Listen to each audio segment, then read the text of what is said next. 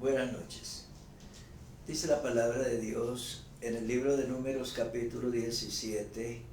Entonces los hijos de Israel hablaron a Moisés diciendo: He aquí nosotros somos muertos, perdidos somos, todos nosotros somos perdidos. Cualquiera que se acercare, el que viniere al tabernáculo de Jehová, morirá. Acabaremos por perecer todos. La cuestión que tenemos aquí es un temor que se había apoderado, diríamos un temor reverente que se había apoderado de toda la congregación, pues ellos estaban acostumbrados a los cultos que se celebraban en Egipto, a mirar en Egipto cómo se adoraba a los dioses paganos, y pues no pasaba nada extraño, nada asombroso o espectacular. Pero dice la Sagrada Escritura que ellos ahora están en la congregación del Señor.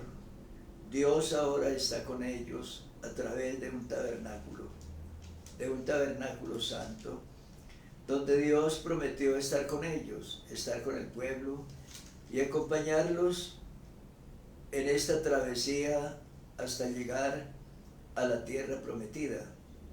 Pero como decimos, se había apoderado de ellos un temor terrible, y lo expresan aquí en estas palabras cuando dicen: nosotros somos muertos, estamos perdidos, todos nosotros, y todos nosotros vamos a morir. Porque como dije, ellos se habían acostumbrado a ser esclavos en un país extranjero, en un país pagano, y no estaban acostumbrados a estar cerca a un Dios santo, un Dios que les exigía a ellos una vida recta, una vida de santidad, una vida diferente a los demás pueblos, a la demás gente.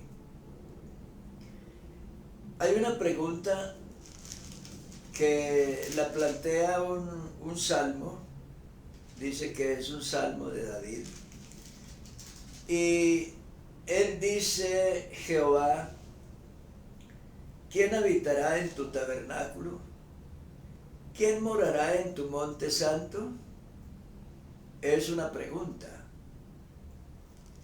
Y me parece que él mismo ahora da la respuesta cuando dice: el que anda en integridad y hace justicia y habla verdad en su corazón, el que no calumnia con su lengua, ni hace mal a su prójimo, ni admite reproche alguno contra su vecino, aquel a cuyos ojos el vil es menospreciado, pero honra a los que temen a Jehová, aquel que aún jurando en daño suyo, no por eso cambia. Había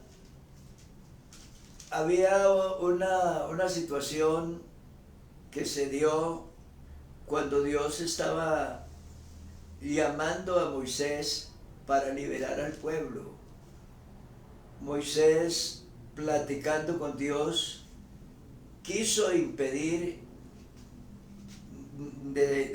como fuera, que no fuera él, que fuera otra persona, o que fuera por lo menos su hermano varón. Y le dice a Dios: mire, es que yo ni siquiera soy un buen predicador, no tengo esa calidad de orador, de un hombre que pueda convencer con la palabra. Yo no, que sea mi hermano Aarón. y le dijo Dios, no, usted es el hombre. Pero a lo largo del camino Moisés tuvo dificultades, porque fueron muchas las personas que se levantaron contra él, porque le tenían envidia, porque muchos codiciaban,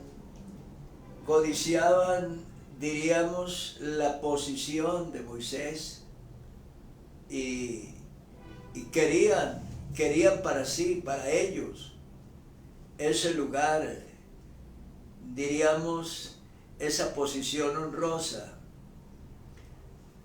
Sus mismos hermanos, Aarón y María, en algún momento tuvieron envidia de Moisés y lo enfrentaron. Y Dios tuvo que aparecer en la escena para defender a Moisés. Y en este momento María es castigada con una lepra que le apareció en la frente.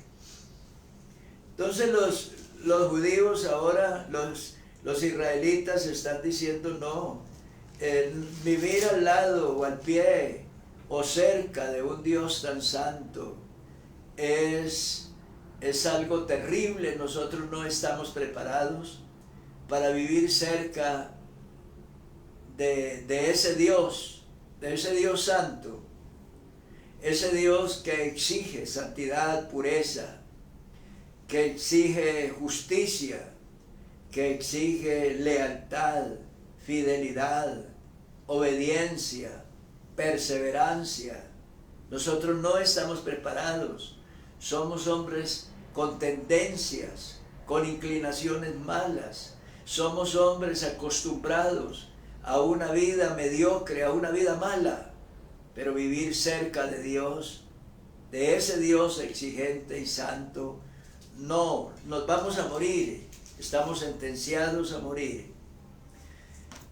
Había que elegir a un sacerdote, sumo sacerdote, y había que escogerlo de entre el pueblo, de entre la nación.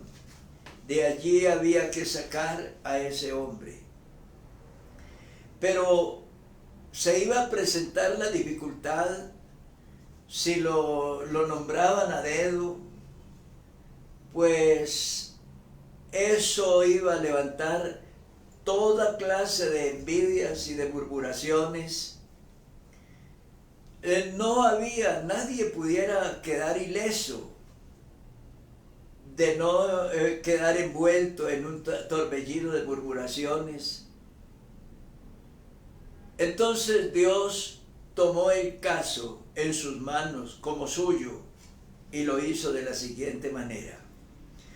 Le dijo a Moisés